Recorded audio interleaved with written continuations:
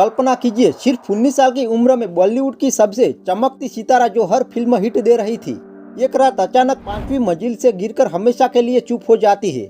उस रात घर में उसके साथ थे फैशन डिजाइनर नीता लुल्ला और उनके पति, लेकिन कोई भी उसे बचा नहीं पाया। क्या ये महज एक एक्सीडेंट था या फिर कोई गहरा राज छिपा है? आत्महत्या, मर्डर या अंडरवर्ल्ड का कनेक्शन? आज के इस वीडियो में हम खोलेंगे दिव्या भारती की मौत का वो रहस्य जो 30 साल बाद भी अनसुलझा है। दिव्या ने महज 3 साल के करियर में 21 फिल्में की, जिनमें विश्वात्मा, 16 और शबनम, दीवाना, रंग, क्षत्रिय जैसी हिट फिल्में शामिल है। वह तेलुगु सिनेमा से बॉलीवुड आई और सबसे ज्यादा पेड एक्ट्रेस में से एक थी। लोग कहते थे वो श्रीदेवी जैसे बन सकती थी। 5 अप्रैल 1993 शाम को दिव्या चेन्नई से एक फिल्म की शूटिंग से लौटी थी। उन्होंने फैशन डिजाइनर नीता लुल्ला और उनके पति श्याम लुल्ला को अपने घर पर आमंत्रित किया था। सभी लोग साथ में टीवी देख रहे थे और शराब का सेवन कर रहे थे। रिपोर्ट के अनुसार दिव्या बालकनी की खिड़की या मुंडेर पर बैठ गई।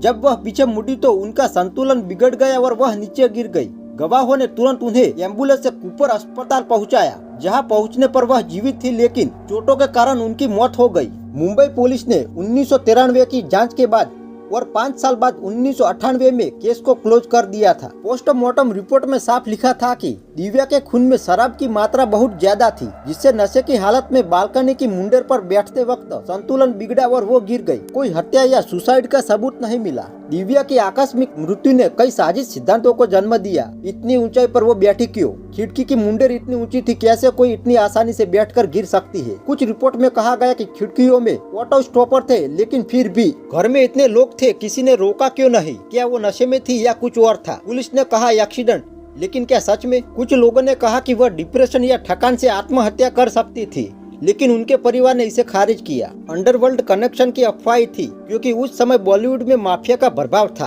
उनके पति साजिद पर शक किया गया, लेकिन पुलिस ने उन्हें क्लीन चिट दी। कुछ रिपोर्ट में कहा गया कि साजिद घटना के समय घर पर नहीं थे। पहलज निहलानी जैसे लोगों ने कहा कि किसी को नहीं पता उस रात क्या हुआ, यह हमेशा एक रहस्य रहेगा। मीडिया में यह भी चर्चा हुई कि यह एक एक्सीडेंट था या कुछ और। 2011 में फिल्म चार्जशीट इसी मौत पर आधारित थी, जो रहस्य को दर्शाती है। उनके पिता ओम प्रकाश भारती ने सभी अटकलों को खारिज करते हुए इसे दुर्घटना बताया। साजिद ने भी अपनी बाद की फिल्मों को दिव्या की याद में डेडिकेट किया और 2004 में दोबारा शादी करने तक ऐसा करते रहे। दिव्या के पिता ओम प्रकाश भारती ने किसी भी गलत काम से इनकार किया और मौत को दुर्घटना बताया। उनकी मां मीता भारती ने 2012 में एक इंटरव्यू में उनकी जिंदगी पर बात की। उनका छोटा भाई कृणाल और सौतेली बहन पूनम थी। नीता लुल्ला और श्याम लुल्ला मौजूद थे, लेकिन उनके बयानों में कोई संदेशजनक बात नहीं मिली। हेमा मालिनी, जिन्होंने दिव्या को दिल आशना है में डायरेक्ट किया, उन्होंने कहा कि वह एक होनहार स्टार थी और उनकी मौत से सदमा लगा। वह इतनी छोटी उम्र में क्यों चली गई? पहलज निहलानी ने 16 और शबनम के दौरान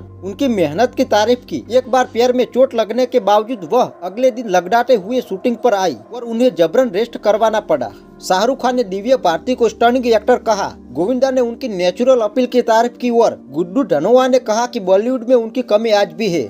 मौत के समय कई फिल्में अधूरी थी, जैसे मोहरा रवीना टंडन ने पूरी की, लाडला श्रीदेवी ने पूरी की, दिलवाले, विजय पंत आदि। उनकी मौत ने बॉलीवुड में खालीपन छोड़ दिया। 2022 में आउटलुक इंडिया की 75 बेस्ट बॉलीवुड एक्ट्रेस लिस्ट में शामिल हुई। आज भी फैंस उनकी मौत के रहस्य पर चर्चा करते हैं और वह एक अनसुलझी पहेली बनी हुई है।